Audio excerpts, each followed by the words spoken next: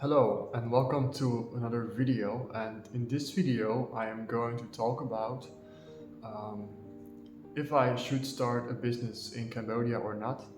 And this is the actually the sequel or the part 2 of the first video I published about this topic maybe 1 or 2 weeks ago. So hang in there and let's get to the video. So, should I start a business in Cambodia? Part 2. So in the last video, let me do a short recap. In the last video, I told you that I cannot maintain my business in the Netherlands because um, I I'm not living there anymore, and I'm not conducting any. I'm not there anymore almost any time because I'm not doing any activities there anymore. Um, so um, I have to close my business, and therefore I thought that I had to open up a business in Cambodia in order to legally teach online and maybe do some other writing gigs that I've been doing um, already for a long time. So basically, this video is about whether you need to open up a business as a digital nomad, which I basically am, in Cambodia. Okay, so I did some research um, on the internet, of course. I read some of the website of some of the business consulting agencies here in Phnom Penh. And that made me a little bit wiser, but didn't really help me in the end. Um, I called. Oh yeah, I also like maybe a week ago I called some sort of lawyer's office to help me a little bit, and they basically didn't really tell me what I needed to know. Um, so I thought like, oh, I need to start a business in Cambodia, and for that I need to have like a business address, which cannot be my own address. So I need to spend a lot of money on renting an office I don't need, office space I don't need. Maybe employ at least one person is also a requirement if you open a business in Cambodia. Um, but let me check what time it is because I need to still teach a class. Okay, I still have some time to make this video. Um, yeah, so that legal, that I think it was a lawyer or something, told me all these requirements about starting a business in Cambodia, but he didn't tell me something very important that I should have known, but that I eventually found out. Um, because about a week later, or actually it was yesterday, that I went to a business consulting or business consultancy office here in Phnom Penh. I didn't make an appointment. I just showed up there in the afternoon because that's actually quite normal here. And oh yeah, before that, I also went to the central, no, not the central, but a local tax administration office, like a local government branch for tax administration and collection here. And they told me more or less the same thing as the lawyer did, maybe even a little bit stricter. They told it me. But they also didn't tell me something that I should have known. And yesterday I went to this business consultancy, and I'm going to mention the name of this consultancy because I was so satisfied with the clear and honest answers that they gave to my question. It's called Making It Easy. It's near the Tuol Tongpung, or in the popular name Russian market area. And yeah, they can help you with all kinds of things, including answering your questions about opening a business in Cambodia. So I went there, and a very nice lady with quite a bit of seniority, I could see, not only by her age but also by her behavior. She sat down with me and she listened to my questions, And actually, we came. Yeah, she told me that you only need to open a business in Cambodia if you actually need to open a business. Like if you need indeed an employee and you are conducting like business activities here in Cambodia outside of your house, so you need some kind of office or warehouse or whatever it might be, only then is when you need to open a business in Cambodia. If you don't need any of those things, then you don't have to open a business in Cambodia either. So that was kind of like a clear thought all of a sudden that she gave me. And at the same time, she told me like, okay, but if you are employed, then you pay tax.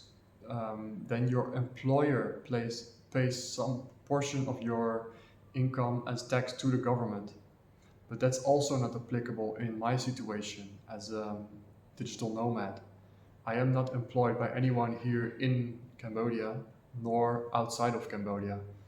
I'm just working for a platform and sending some invoices to some clients by my own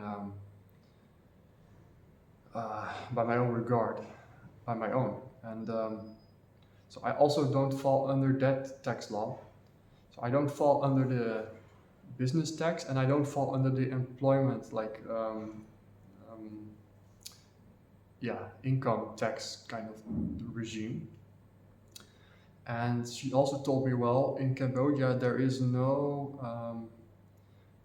tax on capital gain, um, and that means that basically in your situation, maybe the only thing that you should do is apply for a working permit, which I might actually do.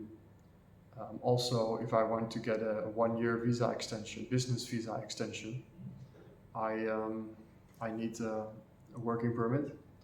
But yeah, so basically, I can just operate out of Cambodia um, without opening a business and without having to pay tax, I guess, other than the visa and the um, yeah the working permit, because I don't really follow I don't really you cannot really put me under any of those tax laws. They just don't apply to me. The the law for opening a business in Cambodia is way too strict because yeah, as a digital nomad, I don't need an office, I don't need an employee. Like, I just want to be able to give some classes out of my house, out of the comfort of my house. You know, if I wanted to open a business and like really do something here in Cambodia, yes, then I would need to open a business and um, yeah, abide to all the laws and this pretty complicated and exhausting tax regime that they have here for businesses. Actually, you have to like file for some sort of tax return every month, I heard. And there were some other things that sounded pretty exhausting to me, for which, like, if I would start a business in Cambodia, I would probably, one of the first people I would hire would be somebody to do those administrative things for me, especially because I'm a foreigner. I don't speak Khmer, and I don't really know how things work. So that would be probably the first, um, yeah, employee that I would hire for that or something like that, or maybe just part time, so they will work for me for a few hours a week or every month or so. But I'm digressing.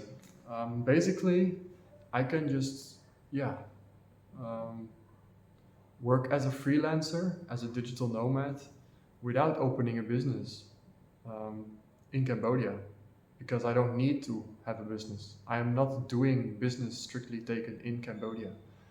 I'm just living here and getting my income out of some work that I do online, but it has nothing to do with Cambodia.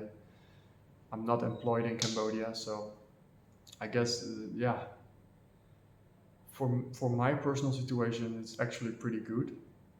And it turns out that actually um, this thing that I thought was actually a problem, that I had to close my business in the Netherlands. I thought it was a problem, but it actually turns out to be maybe a good thing, as it seems now. Um, I don't want to, of course, I don't want to break any laws in Cambodia. Um, I don't want to uh, evade tax. You know, I don't want to do anything illegal that can get me in trouble. But I also don't want to make life more difficult for myself than it has to be. And it seems like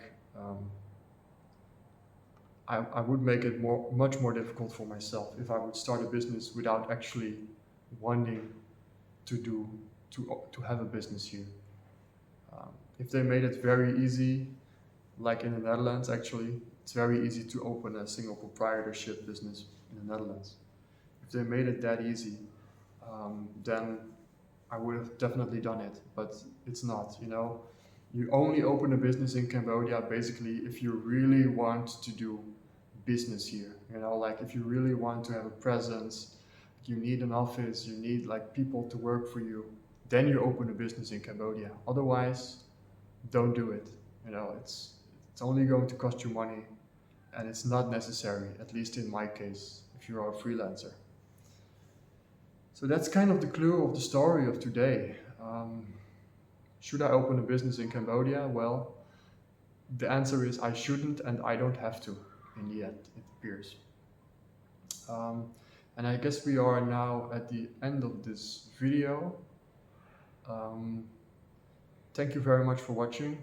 If you liked this video and found it useful, then please hit the like button and maybe subscribe to my channel for more videos in the future. Maybe hit the notification bell too, so you'll be notified every time I upload another video. And I guess see you in the next one. Bye bye.